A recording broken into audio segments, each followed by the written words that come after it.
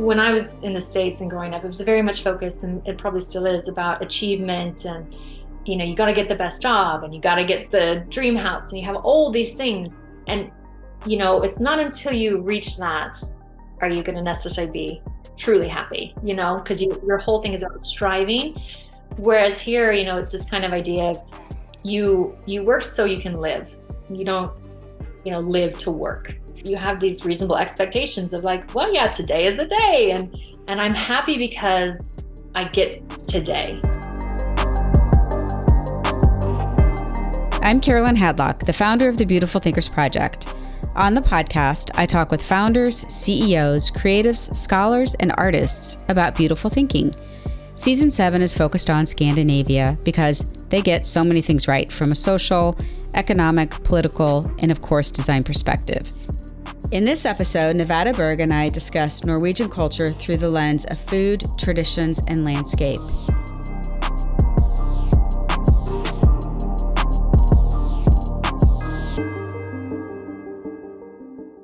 So this morning I'm speaking with Nevada Berg, and she is an author, a cook, a photographer, and the creator of the highly praised website, North Wild Kitchen.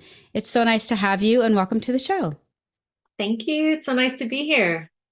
Everything in your feed is incredible and beautiful, and the storytelling.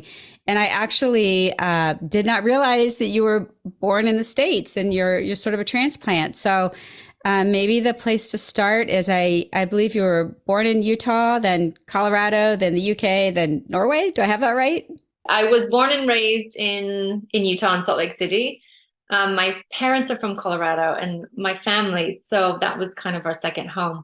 And then at university, I did a study abroad in England. I met my Norwegian husband there. And then we ended up living in England for another 5 years. We moved to Mozambique.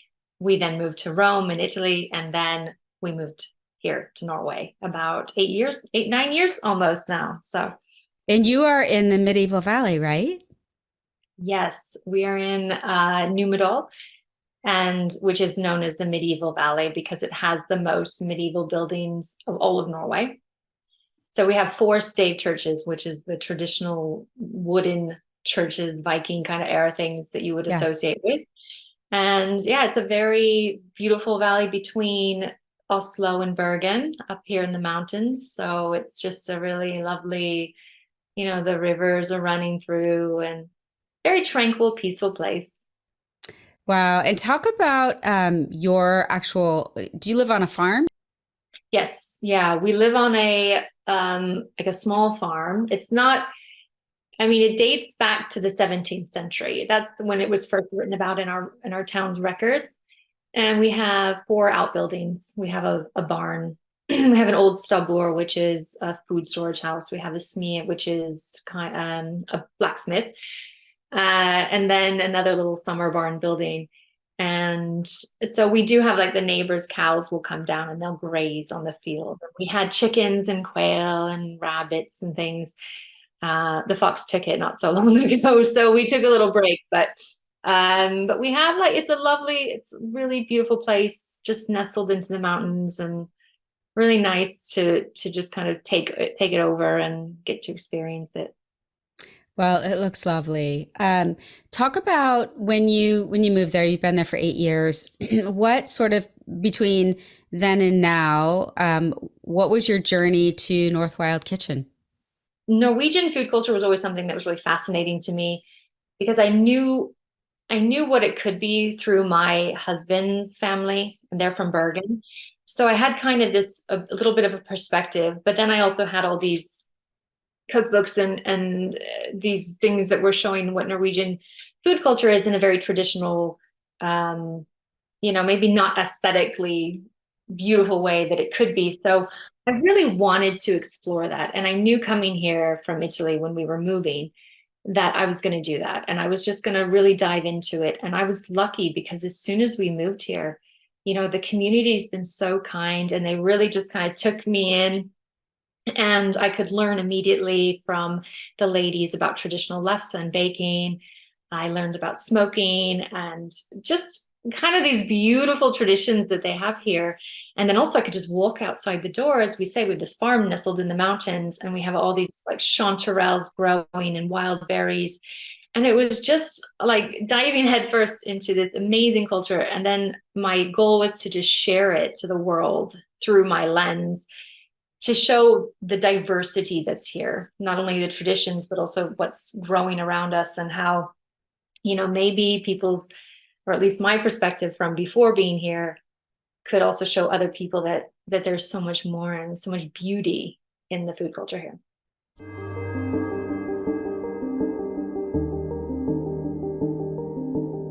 Are you classically trained in photography or the culinary arts, or is that just natural? I'm completely self-taught. That's My amazing. mother, well, for food, my mom was great. She's a great cook. She was always in the kitchen. She has cookbooks everywhere. So I think from an early age, I always loved the visual part of it too, about seeing food and reading through food. Never thinking I'd get into the industry, but I did work in restaurants and catering and stuff during university. And the connection between the history and food and the culture of a place. So moving around to all these different countries, I just really, dove in and tried to learn as much as I could, taking that with me wherever I could. And then photography is something that, I don't know, I've just always loved being behind the camera, and just, trying to capture that moment, whatever it is, but also tell the story through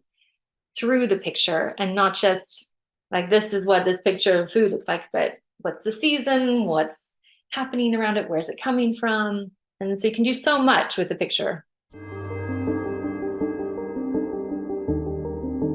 And it definitely comes through. I mean, even just your whole feed, I feel like it's very much about experiencing Norway, the landscape, the culture through food. That's the lens that you're using, which I think is quite unusual. It's it's subtle, but it's very distinctive. I'm moving from Rome, one of the food meccas of the world. Did your experience in Rome change how you approached this new post in Norway? I mean, definitely. I think one of the things that, you learn very quickly in Rome is eating through the seasons. And I used to love, because every month there'd be something new. And I used to love like artichokes. I knew were coming in February. And then you're like, what's coming next? And then the summer, and all those kind of amazing produce that would be coming out. And it was beautiful because you didn't necessarily need it. You don't need it all the time. And it really taught me this idea of just enjoying what's there, because the next thing that's coming up is going to be just as wonderful. And then the next thing, and you can kind of pack that beautiful thing away for a little while and come back to it. And I think you appreciate it even more.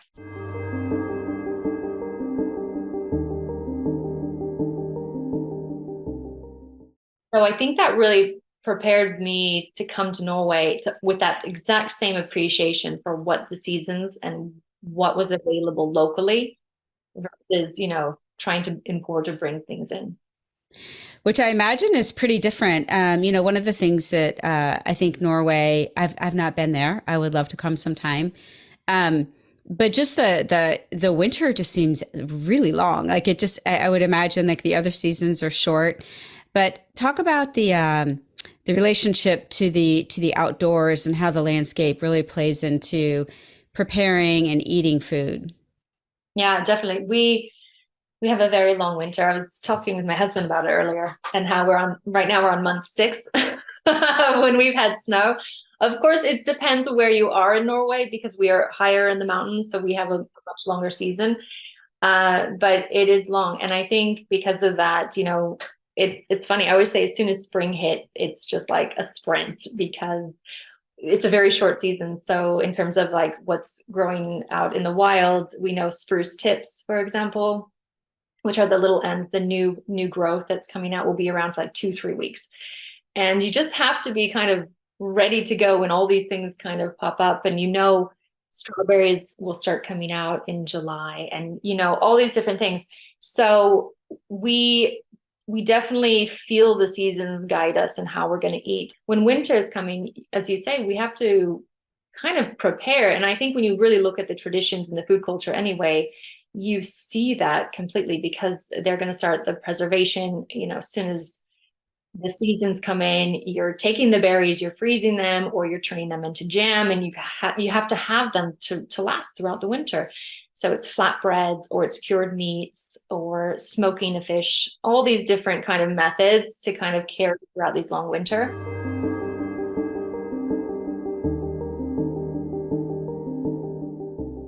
Yeah, just the anticipation. Okay, so what would one make with spruce tips? Oh my gosh. I love spruce tips. They're so fun. I think maybe it's just the fact that you get to eat these like little buds off the tree. But for me, in my first cookbook, I have a recipe, and I love this. It's fried spruce tips. So I took that inspiration from when we were living in Italy, when you do the fried zucchini blossoms.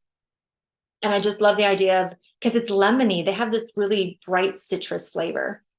And so when you kind of pack that in with like a beer batter, and you fry it, and then you put sea salt, and then they make an amazing syrup, spruce tips, and it turns into this like kind of maroon red color when you cook, which is interesting. You wouldn't think, from these beautiful green, bright green things to this red, and you get this really lovely, bright, sweet syrup, and then you just dip these little salty, lemony fritters, if you will, into it.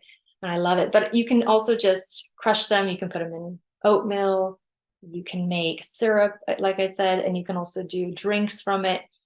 So there's a lot of variety that you can do. And I think that's the fun thing, is you look at what's been made traditionally, and then you kind of play off the inspirations from other places without going too far outside the culture, and just kind of playing and seeing what works and doesn't work. And that's kind of the fun part. That we'll have to put that recipe in the podcast notes.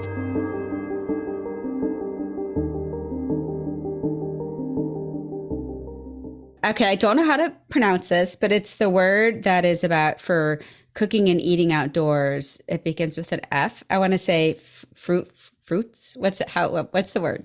Free leaf sleeve. Okay. So it's like free leaf, free air. Directly translated, free air life, which is a really great way of describing it, as it's that idea of it's outdoor recreation, if you will. It's just, using the outdoors as your playground, living the lifestyle. It's very much a part of the culture here. So you would eat something outside in like sub-zero weather. Yeah. You have to. That's the one thing. Another thing you learn here is that you cannot let weather deter you from living. You have to just enjoy it. They have a saying here: there's no such thing as bad weather, only bad clothing. You must be prepared. I think that's a really great saying. That's also something you can apply to every aspect. It's mindset. It's, if you go out there, be ready that you can enjoy it no matter what it is.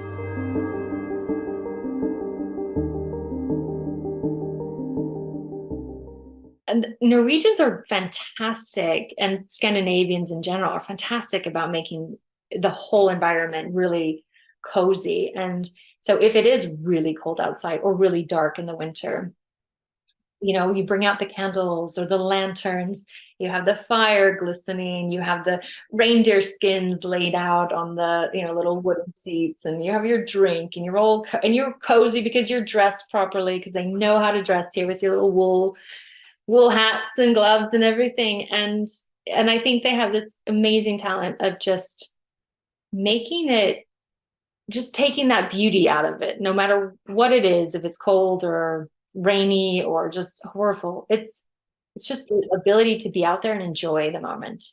Oh, that sounds amazing. That's such a practice of beautiful thinking, is really, not living by a mechanical clock, but living by, nature. And I think the world is trying to get back to that a little bit. But I know you, as you said before, you very much have always leaned into seasons and then, local fare.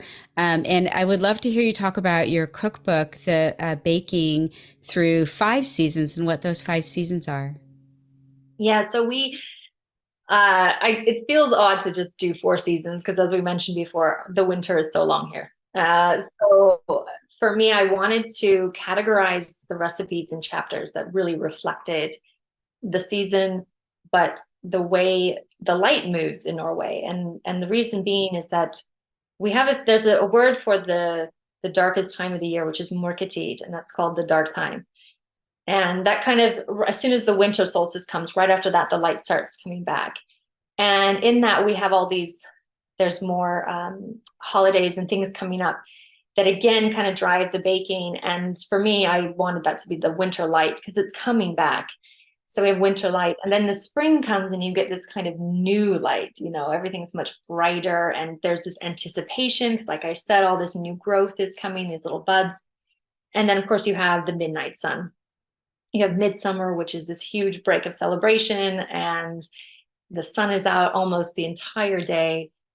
And it's a completely different way of baking, of eating, and of living out there. And then again, it starts to kind of fade back into this autumn, which I call fire and ice, because of the way it's this like dance between, summer and autumn and winter, where it's cold one day, but then it could be really hot again.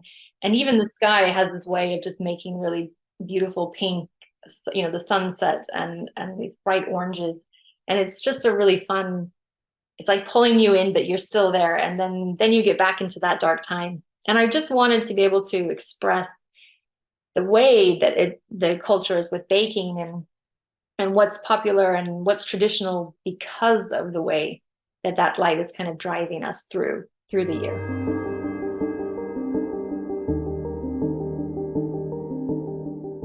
Oh, that's lovely. That's lovely. And I know, are they called cedars, the summer farms? The setter, yeah. Yeah, and I know you visited a few, and that was my introduction to the concept. But maybe just talk about that a little bit. Yeah, it's an amazing concept. The setter is a summer mountain farm. So what they'll do is they'll take all the animals, and it was the woman's job to do so, and they would take it up to their summer farm. So they'd walk them all up to the mountain, wherever they're located up high. That way they could graze freely in these pastures. So the sheep and the cows. And it was also the time when they'd spend the whole summer up there, and they're making all the dairy products. So you have the milk, the cheese. That's where the famous Norwegian brown cheese comes from, which is just a byproduct. It's the whey cooked down until it caramelizes. And of course, the sour cream and trying to think, yeah, all the sorts of dairy foods and products that they do. And then at the very end, which is around September time, is when they'll gather the animals again, and then they'll bring them back down. And it's so lovely. And you can still visit them today. There's obviously not as many as there used to be. There's very few in operation, but there are, and you can visit to this day and it's tradition to go up there and have a bowl of rømmegrøt, which is sour cream porridge, which is just amazing. And you sit outside, and it's very much about having jams and bread and dairy products. And it's a really lovely experience, and just fun to see, and such hard work, and it's just a true testament to how much work went in to these things, and to feeding families and maintaining that, because they would make these foods to last through the winter as well. The butter would be oversalted to make sure it could go further into the winter months. So it's really incredible. And I recommend anyone to go visit the center. It's beautiful. And I think I watched a video where you made the porridge and the sour cream. Was that in your kitchen? Yeah, well, that's in our basement kitchen, actually, because they used to have this old griddle down there. So we just put in a little. Because it's a wood stove, right? Yeah. Yeah. I was just wondering, how does she keep things from boiling? Like, that would be so hard to control. It's super hard. No, I have my own my main kitchen that I can cook from. But it is really fun, and I always recommend that, when you're cooking outdoors too, anytime over fire or the traditional methods, it's really fun, because I think you really have to just force yourself to kind of go into it and to play with it and to be more in control, because you don't have that much control. And that's a fun thing too. It really grounds you when you're cooking. Yeah. Oh, that's amazing. We know that the brain devotes 30% of its capacity to processing visuals. That is how we really take the world in and how we see things. How do you, and I know you are self-taught, but what are some tenets? What are some, as far as a criteria or aesthetics that you apply to your photography when you're working on that? Yeah, that's I very much lean into my own eye, into what I see. But I use natural light. For me, that's really important because I always want it to be how I would see it and perceive it anyway. And I'm not a perfectionist by any means, so I enjoy having, like, I love the textures and I love hands, and I really like the things that are a bit off centered, or the way you would capture it if it was really there versus having it, all perfectly put together, which is beautiful as well. It's just a different aesthetic, but I like to be able to tell the story through that. So I do also love using multiple images so that you can, if you'd say you're showing the dish, but then if you're doing the setter, for example, you show the pictures of the setter and the animals and maybe the pots that it's in and the hands of the person making it. And, so you kind of create a visual story, way of telling the story. And again, natural light, and just, you kind of throw things over, especially with food, you just try and make it you have to make it really appealing, of course, because you want, obviously, you eat with your eyes first, and you want people to be drawn into it.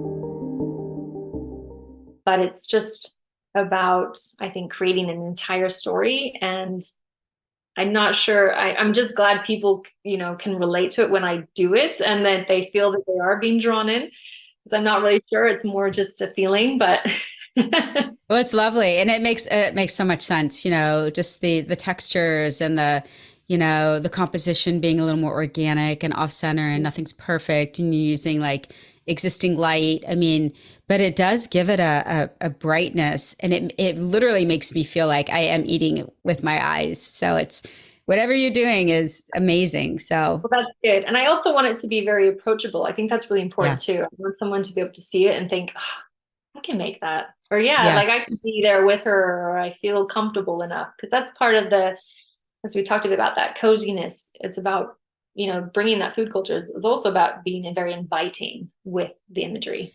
For sure. And it is. I mean, I love to cook, but I'm not a huge baker, but I do definitely feel that sense from you and I feel like even Norway, there is a simplicity, right, to the ingredients and to the preparation, and there's beauty in that. But there's definitely in your work very much accessibility. I definitely think, I don't know if I would go clip spruce tips off my trees and do it, but maybe, I don't know. But it is very accessible.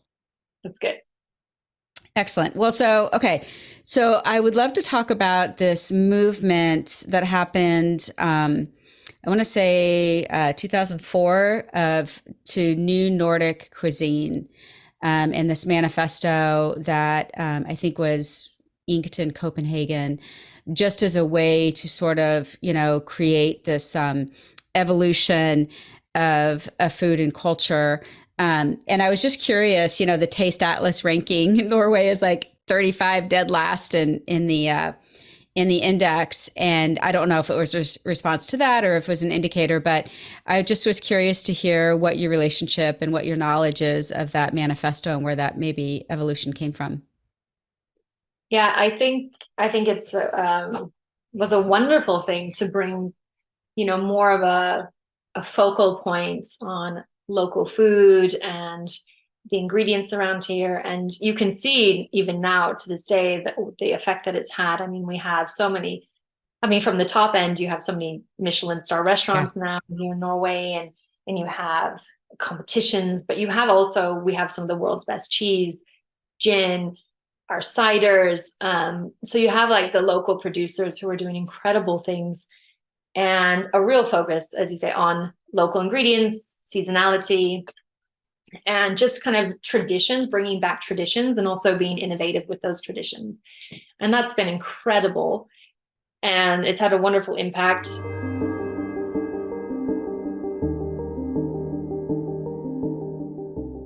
And I'm not sure about the taste atlas. I would probably take that with a grain of salt. Yeah, I'm sure. I'm sure. I think that wherever they're getting it from. But I think that's part of the thing is that you have, whenever you're looking at any food culture, I mean, it's a big picture. There's all the pieces of the puzzle that you're putting together, and you're going from traditional to innovation, from local producers to the farmers. Yeah. So it's a wide range of different things.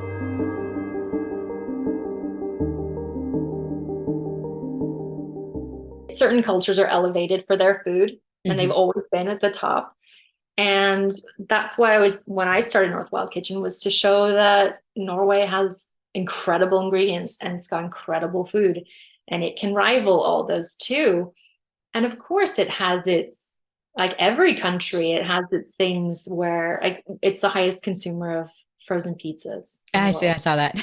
I think the way that people really appreciate, like the setter, we talk about the farmers and the quality of the meat and the love that they put into, and the animals grazing freely, and the nature, and all these things are just incredible. And, you can't bypass that to these things. So yes, I agree. There's some things that maybe aren't as palatable, but that's in every place. And I think that, there's a lot more to it, and I hope people can find more of it, but it is a wonderful thing that more and more people are really loving the idea of getting back to their roots and cooking from home and those things. I agree. And I think one of the things that the article was not long, but one of the things they were sort of like making light of is lunches, so that the typical Norwegian would be like bread and the brown cheese, but I think there's something really beautiful about that, because it feels like, and I'm transposing this onto you, but it just feels like there's so many sources of sustenance in Norway that your lunch doesn't really matter. It's not like you have to go, into this beautiful restaurant and have a lunch. It's about being in this beautiful landscape and just having something that, will travel and that you can eat. But that made me smile. Yeah, no, that's true. And that's the thing. We call it the matpakke, which is the food pack, basically lunchbox. And it's that, you're right, the one slice of bread with something. And it's always a bit controversial. But it's true. And I think you have to always put things in context to understand why they're that way. And remember that Norway is a really small country, and there's like 5.4 million people spread out across this, with the geography and a landscape with its mountains and fjords and coasts, very separated, can't access everything. And not everyone gets to go out to restaurants as well. And we live in a village with 1,400 people. So we understand it, but it was a very poor country before the oil. So it's only been in the recent decade that it has been more ability. So food was never the focal point anyway. It was more fuel than sustenance. But having said that, it's still really beautiful, and the traditions that have come out of it's incredible. So, but yeah, I think you're right. I think sometimes it's about the simplicity, isn't it? It doesn't always have to be super fancy. It can just be, as you say, more important about the people and the environment around you than necessarily what you're eating. Yeah. Yeah. Where food can be the journey. It doesn't always have to be the destination.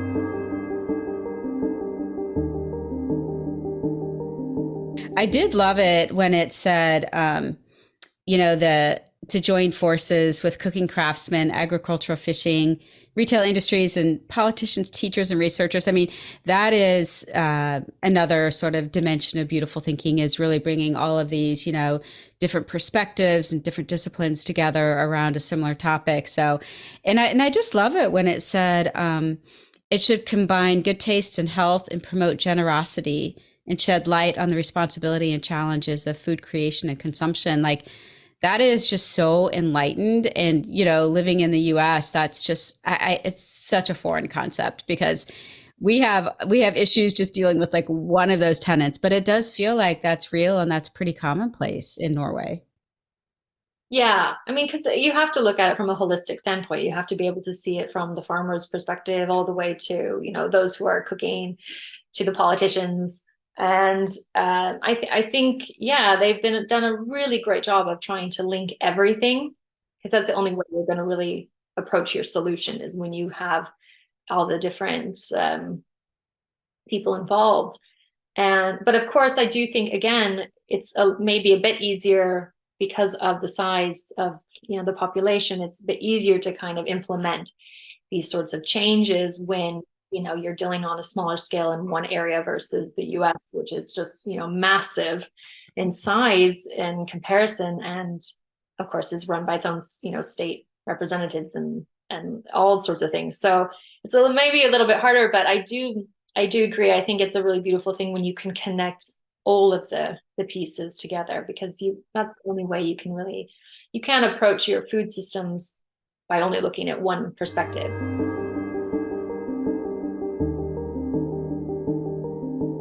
And as you say, you need to understand. You can't make an assumption that everyone has to only eat local and then put a pressure on the farmers or on your distribution and not have all the other things in place. So you have to really see it from a full perspective and appreciate it. That's amazing. And even you are sort of participating in that with your excursions. I'd love you to talk about, I know you've got 2 coming up in 2024. Talk about those.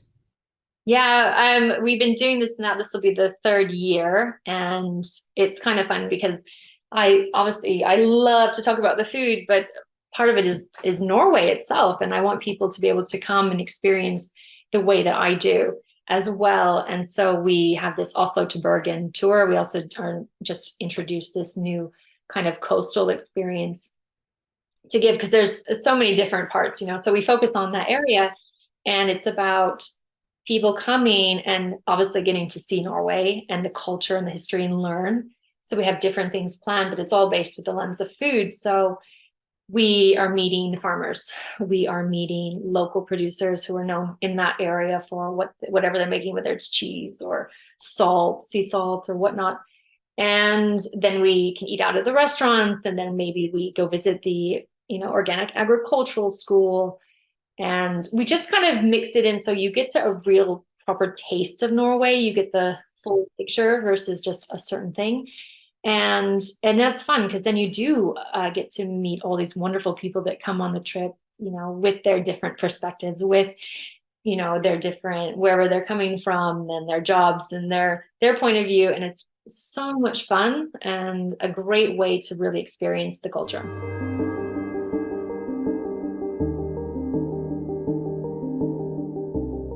What are some of the surprises that the people going on these excursions, or what are some of the insights that you see them having while they're on this trip? Well, I mean, a lot of them have Norwegian heritage or ancestry in some way. So there is kind of a link already. So maybe their great-great-grandparents came over to the United States, for example. And so they're kind of on this almost like a feeling of being home. And that's a really beautiful thing to see when people come here and they just feel really overwhelmed by the feeling that they're feeling grounded again, and they're getting to understand their family and maybe the recipes that were passed down to them. We've had farmers actually from the US coming. So that's a really interesting thing from their perspective of big industry farming, and then going to the, organic agricultural school, which is small up in the fjords, and seeing on the small scale of how things are done, and just that kind of a perspective. You can get some young people who I think are really just loving kind of that medieval side of things and the Viking side and the history. And the lore is pretty cool. The lore is very interesting. Yeah. And I don't know, I mean, I think a lot of people, and just some people who are foodies, and they just, they want to taste a new culture, a new part of the world, and they're having fun and they're learning, or they're into baking, or they're into preservation. And so and it's fun to see them all together too, because they're coming from all these different places. Yeah, and the community.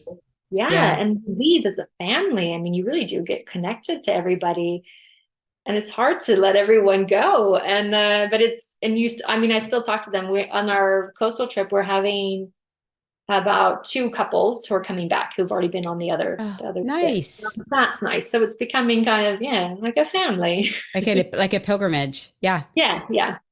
And then even in some of the writing about you, as I was researching kind of your influence in the country, There are people who say that you are the Norwegian voice of food, which is really amazing. As somebody who's not from there, I'm just curious, do you think that that has given you fresh, like what's the benefits of not being born in Norway and being the voice of food there? Well, yeah, firstly, I mean, it's such a blessing to get to do what I do, and don't take it for granted. And the only way I can do it is because I have the support of the community, and they've always been so welcoming. And the best compliment I can get is when a Norwegian will tell me that that they are proud, or that they looked at it and they didn't never really saw their food culture in that way before, but they're so proud of it. And it's such a wonderful thing, because it is hard coming as an outsider, because it could be the other way around. But it's, as you say, it's wonderful because you do come into it, everything is exciting for me because it's new. And I mean, I love going in and seeing how the old smokehouse and how they're making it, or going and see their traditions of like fermenting fish or pulling sea salt out of the water, or the herring or the dried cod. And it's really beautiful. And I think you're able to appreciate it because you didn't necessarily grow up in it. Because we always think the grass is greener on the other side. We all do.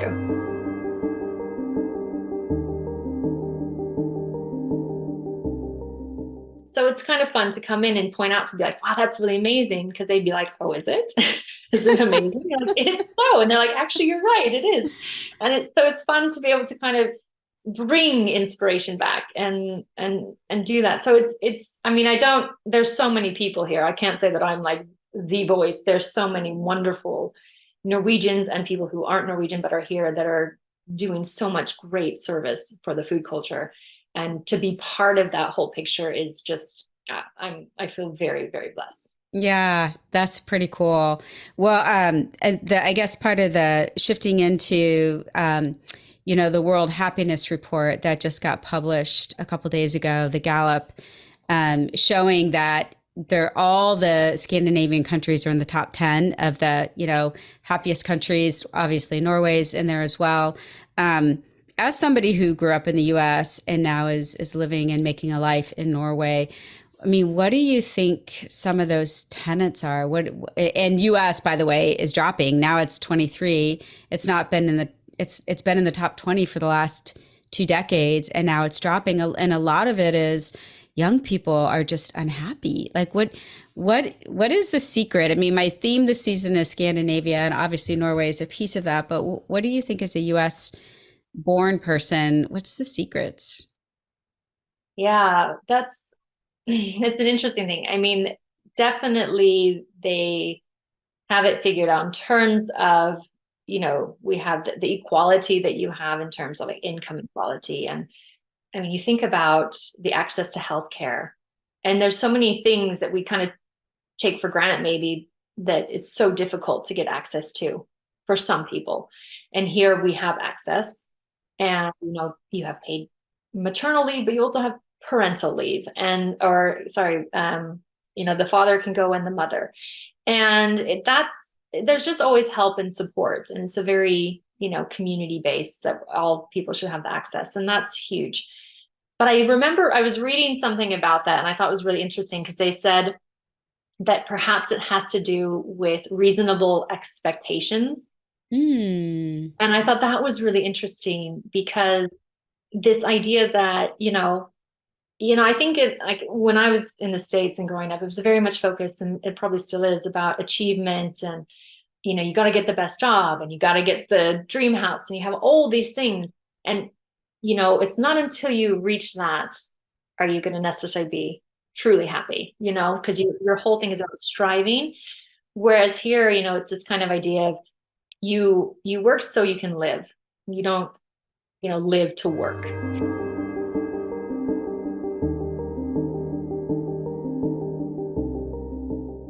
And so, when you have these reasonable expectations of like, well, yeah, today is the day. And I'm happy because I get today, and whatever today brings, that's it. And you can have your goals and you can have aspirations, and that's a really great thing.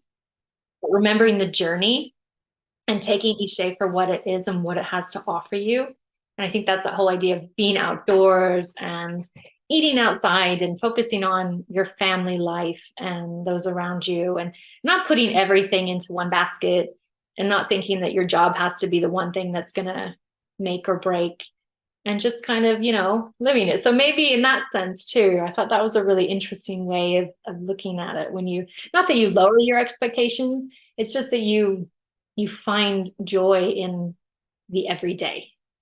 Well, that's so true. And I feel, so much of the US stuff is the things you're describing is all external, right? Like external signals, cues that I'm successful versus this idea of intrinsically motivated, and then you sort of layer that onto this idea of the daily and finding the joys. And there was that word, again, I will not, valvere.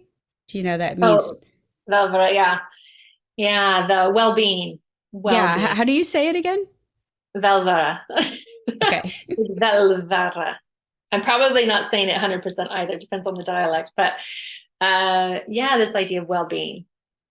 Yeah, I thought it was really cool. And it talked about what you were talking about earlier is about, there's no such thing as bad weather, just not having a good coat. Mm-hmm. But it sort of says, you experience well-being by removing negative barriers that could prevent someone from experiencing the powerful and positive effects of nature based on the conditional element. So it all, and then when you talk about managing like reasonable expectations, just really, it all comes together in a way that I have an understanding of it I didn't have before. So I appreciate that.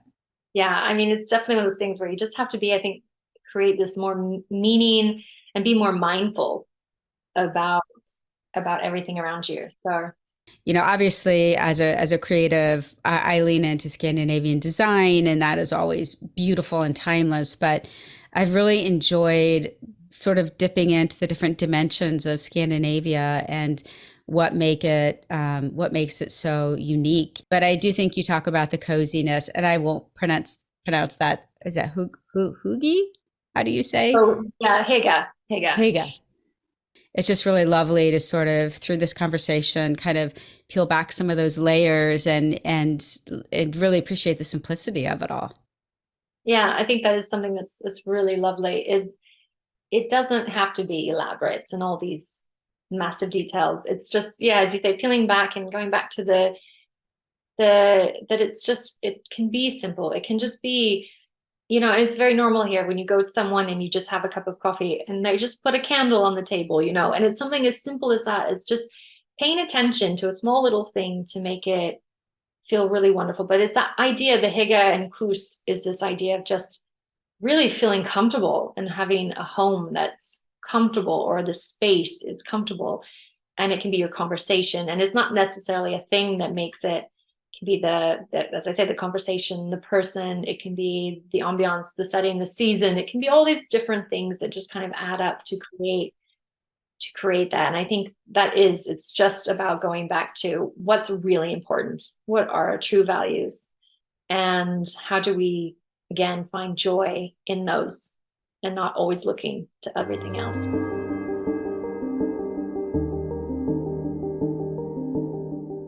Taking the time as well. I think that's one thing that they do really well here is we take time. Time runs slower over in Scandinavia, I feel. Maybe not necessarily the cities, but over here, it just feels really like we're kind of a bit slower, but taking time and enjoying it. And that's a lovely thing. The intentionality. Yeah. Well, I have enjoyed this so much. And the last question I ask everybody that I interview is, how would you define beautiful thinking? Ooh, wow, that's a great question. I think it's just looking at the world for its full potential.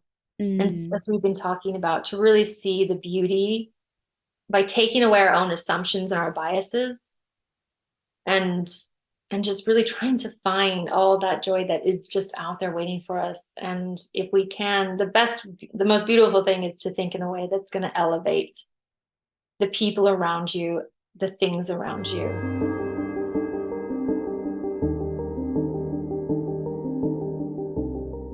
Perfect. Oh, Nevada, thank you. Oh, I have to ask you, why are you named Nevada? Yeah, I'm not from Nevada. No, yeah, right. Right. That's it. Well, my mom, when she was a little girl, there was another lady that she had met, and her name was Nevada. And I think she was 16 or something. And she just always thought, that's like the coolest name. Yeah. It's interesting because Nevada means snowy mountain. And so I No feel way. like, yeah, it's snowy mountain, and Berg, my last name, which is mountain as well. So it's an interesting connection again to just You were always meant to be in the mountains, whether it meant was to on be this there. side of the pond or the other. Exactly. Well, thank you so much. I really appreciate it.